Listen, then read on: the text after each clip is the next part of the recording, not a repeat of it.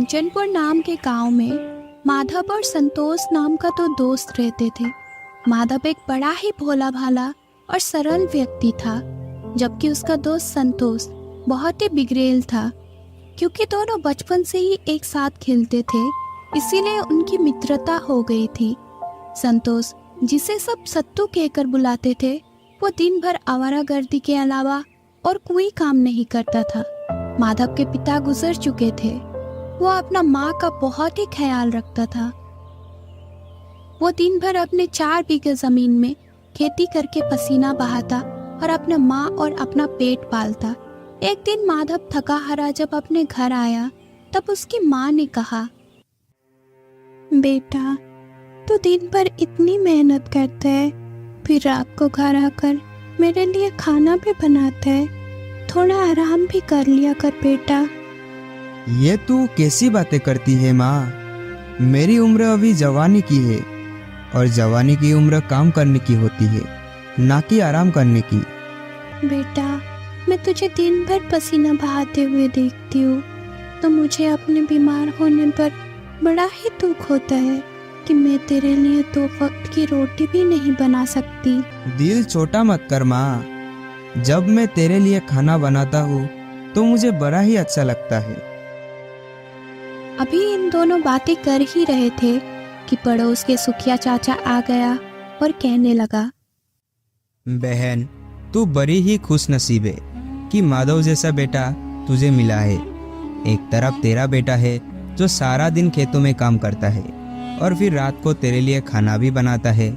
दूसरी तरफ मेरा बेटा है जो दिन भर आवारागर्दी के अलावा और कुछ नहीं करता। अरे चाचा, ऐसी बात नहीं है। सत्तू धीरे धीरे करके काम करने लगेगा। क्या खाक काम करने लगेगा बेटा? पहले तो वह सिर्फ काम ही नहीं करता था, दिन भर निठल्ला बनकर घूमता था, लेकिन अब तो वह गांव की लड़कियों को भी छेड़ने लगा है। तो आप उसकी शादी क्यों नहीं कर देते? शादी के बाद वो सुधर जाएगा। ये कैसी बात करती हो बहन? उसकी शादी करके क्या किसी लड़की की जिंदगी बर्बाद करनी है? कामकाज तो वह कुछ करता नहीं है। जो अपने लिए 2 वक्त का रोटी का इंतजाम नहीं कर सकता, वह अपने पत्नी को क्या खिलाएगा? माधव, तू तो उसका दोस्त है, उसे समझाता क्यों नहीं बेटा?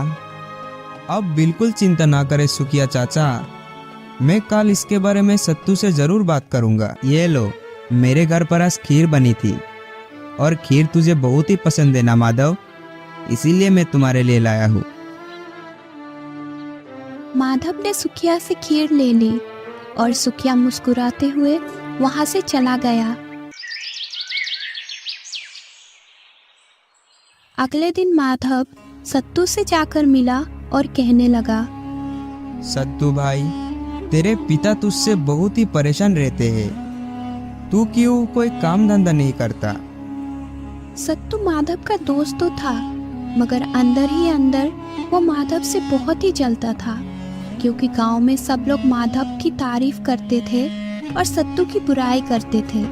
माधव की बात सुनकर सत्तू गुस्से में आकर बोला, तो अब मेरी शिकायत पड़ोसियों के घर जाकर भी करने लगा।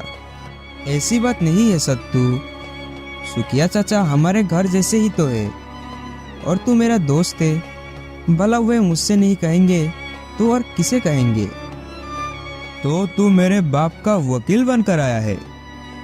ऐसा मत कह सत्तू, वे तो तेरे पिता है। अगर तू कुछ काम धंधा करेगा तो तेरा ही फायदा है और तेरे पिता पर भी काम का बोझ कुछ कम हो जाएगा। अरे ओ, अभी मेरी कोई काम करने की उम्र है? मेरी तो मौज मस्ती करने की उम्र है। नहीं भाई, ये उम्र काम करने की ही है। इसी उम्र में ही आदमी मेहनत कर सकता है और तरक्की कर सकता है। जो जवानी के दिन बेकार में गुजार देता है, उसके लिए बुढ़ापा किसी श्राप से कम नहीं होता। मेरी बात पर जरा गौर करना। इतना कहकर माधव अपने खेत की तरफ चला गया। वही सत्तू गुस्से से भरा हुआ उसे जाते हुए देख रहा था। सत्तू मन ही मन में बड़बड़ाने लगा, कुछ सालों पहले ये मेरे साथ गिल्ली डंडा खेलता था और आज मुझे मेहनत का पाठ सिखा रहा है। ठीक उसी समय वहां पर साहूकार अपने कुछ करिंदों के साथ आ धमका। साहूकार गांव के लोगों को सूद पर पैसे दिया करता था। क्यों सत्तू, तुझे पता है ना इस महीने तेरे ऊपर ब्याज कितना चढ़ गया है? हाँ हाँ पता है सेठ जी, और आपसे तो बोला है कि सारे पैसे लौटा दूंगा। लौटा दूंगा नहीं, कब लौटाएगा ये बता। पिछले 3 महीने से तू मुझे बेवकूफ़ बना रहा है। मैं सिर्फ तेरे पिता का लिहाज करके चुप हूँ, वरना तेरी जगह पर कोई और होता तो उसकी हालत खराब कर देता। उसकी बात सुनकर सत्तू थोड़ा सहम गया और बोला, मुझे थोड़ी सी मोहलत दे दीजिए। ठीक है, मैं तुझे 2 घंटे का मोहलत देता हूँ। मेरे पैसे लौटा दे, वरना तेरे बाप से पैसा वसूल करूँगा और उन्हीं के सामने तुझे पिटवाऊंगा, समझा? इतना कहकर साहूकार पैर पटकते हुए वहां से चला गया। जो पैसा मैं इससे ब्याज पर लाया था वो तो मैंने जुए में उड़ा दिया। अब ये नई मुसीबत कहाँ से आ गई? अगर ये पिताजी के पास पहुंच गया तो पिताजी मुझे घर से बाहर निकाल देंगे। तभी सत्तू के दिमाग में एक तरकीब सूझी। उसकी आंखों में चमक आ गई। वो सोचने लगा, क्यों ना मैं माधव से पैसे उधार मांगता हूँ। इस पूरे गांव में सिर्फ एक माधव ही है जिसे मैं बेवकूफ बना सकता हूँ। वह मुझे पैसे जरूर दे देगा। सत्तू दौड़ते हुए माधव के पास पहुंचा और रोता हुआ चेहरा बनाकर मदद मांगने लगा। अरे भाई, मैंने तुझे मना किया था कि जुआ मत खेल, मगर तू मना नहीं। अब देख, साहूकार तुझे मारने को चला है। तू मुझे बचा ले दोस्त, मुझे पैसे दे दे। मैं वादा करता हूँ कि अब कभी जुआ नहीं खेलूंगा और मेहनत से काम करूंगा। जल्द से जल्द तेरे पैसे लौटा दूंगा। माधव की फसल अभी कुछ दिन पहले ही बिक चुकी थी। उसके पास वो पैसे रखे हुए थे। माधव वो पैसे सत्तू के हाथों में देकर बोला, ये ले दोस्त पैसे, और जाकर साहूकार को दे दे और काल से काम का शुरू कर दे। और वहां से सीधा साहूकार के पास पहुंचा और उसने वो पैसे साहूकार को लौटा दिया। 2-4 दिन ही बीते थे। सत्तू, जो कि एक बिगड़ेल युवक था, वो पहले से भी ज्यादा पैसे ब्याज पर साहूकार से ले आया और कुछ ही दिनों में सत्तू ने वो सारे पैसे जुए और शराब में उड़ा दिया।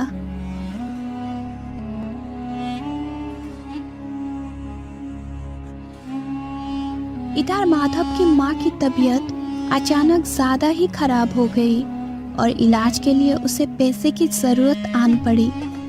तब वो दौड़ते हुए सत्तू के पास पहुंचा और कहने लगा, भाई, तूने जो मुझसे पैसे लिए थे उसमें से कुछ पैसे मुझे दे दे। मेरी माँ की तबीयत खराब हो गई है, मुझे पैसों की सख्त जरूरत है। अभी तो मेरे पास पैसे नहीं है, मैं तुझे बाद में दे दूंगा। तूने मुझे कुछ ही दिनों में पैसे लौटाने का वायदा किया था। जब तक मुझे पैसों की जरूरत नहीं थी मैंने तुझसे पैसे नहीं मांगे, लेकिन आज मैं मजबूर हूँ। यह सुनकर सत्तू का गुस्सा 7वें आसमान पर पहुंच गया और वो कहने लगा, तुझे तो गांव में हर कोई अच्छा बोलता है, तुझे तो कोई भी उधार दे देगा। जाकर कहीं और से उधार क्यों नहीं मांग लेता? मैं उधार क्यों मांगू सत्तू, जब मेरे पैसे तेरे ऊपर निकल रहे हैं। सत्तू ने पैसे देने से साफ इनकार कर दिया। इस बात पर माधव का दिल टूट गया। वो बुरी तरह से परेशान होकर बोला, तू मेरा दोस्त है सत्तू, इसलिए मैं चाहकर भी तुझे भला बुरा नहीं बोल सकता। लेकिन अब मैं तेरी शिकायत सुखिया चाचा से जरूर करूंगा। सिर्फ उन्हीं का लिहाजा करके मैं यहाँ से चुपचाप जा रहा हूँ। इतना कहकर माधव वहां से चला गया। अब सत्तू को अपनी बहुत ही ज्यादा बेइज्जती महसूस हो रही थी। तभी सत्तू ने देखा कि गांव के मोहन काका अपने हाथ में एक पोटली पकड़े हुए माधव की घर की ओर जा रहे थे। अरे काका, कहाँ जा रहे हो? 2 दिन बाद मेरी बिटिया की शादी है और इस पोटली में बिटिया के दहेज के सोने के गहने हैं। मैं अपने पतली सरला के साथ शहर में कुछ खरीदारी करने जा रहा हूँ। तब तक ये गहने मैं माधव के घर पर रखने जा रहा हूँ। भला माधव से ज्यादा ईमानदार आदमी इस गांव में कौन है?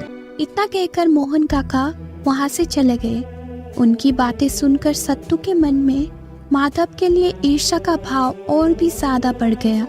तभी वहां पर साहूकार अपने करिंदों के साथ आ पहुंचा और बोला, अभी तक मेरे इस बार के पैसे नहीं आए सत्तू। सत्तू, जो कि बहुत ही गहरी सोच में एक योजना बना चुका था, वो मुस्कुराकर बोला, चिंता मत करो सेठ जी, 2 दिन के बाद तुम्हारे पैसे पहुंचा दूंगा। ठीक है, सिर्फ 2 दिन और तीसरा दिन मेरा होगा। इतना कहकर साहूकार वहां से चला गया। असल में सत्तू माधव के घर पर चोरी करने का योजना बना चुका था। वो जानता था कि माधव दिन भर तो खेतों में काम करने के लिए चला जाता है और उसके घर पर उसकी बीमार माँ लेटी रहती है।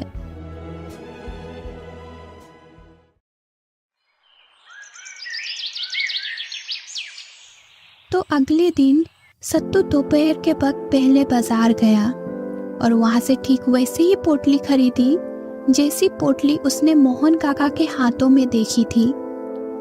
फिर वो माधव के घर पर गया तो माधव की माँ कहने लगी, हाल है बेटा सत्तू, सब कुशल से तो है? हाँ काकी, सब कुछ कुशल है। यहाँ से गुजर रहा था तो सोचा कि आपका हालचाल पता करता चलो। ये लो, मैं आपके लिए मिठाई लाया हूँ।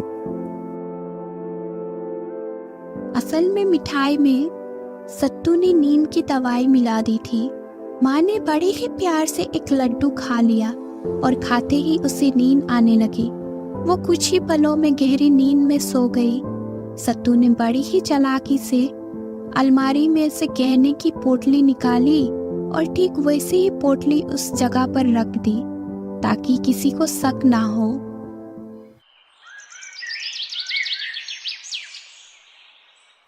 अगले दिन मोहन काका माधव के घर पर आकर अपना गहना की पोटली मांगने लगे। काका ने कहा, मुझे गहने वापस कर दो माधव। माधव ने पोटली लाकर काका को दे दी, मगर जैसे ही पोटली काका ने खोली तो वो ये देखकर हक्का बक्का रह गए कि उसमें पत्थरों के अलावा और कुछ नहीं था। मेरे सोने के गहने कहाँ पर है? ये देखकर माधव के माथे पर पसीना आ गया और वो बोला, काका, आपने जैसी पोटली मुझे दी थी मैंने वैसी की वैसी वहां पर रख दी। मैंने तो पोटली को खोलकर भी नहीं देखा। अरे ये क्यों नहीं कहता माधव कि तेरी गहने पर नियत खराब हो गई है और तूने बेच आया है। मुझे तुझसे ये उम्मीद नहीं थी। मेरी बात का विश्वास कीजिए काका। तो फिर इसमें कंकर पत्थर कहाँ से आ गए? ये मामला इतनी आसानी से खत्म नहीं होगा माधव। मैं पंचायत में तेरी शिकायत करूँ।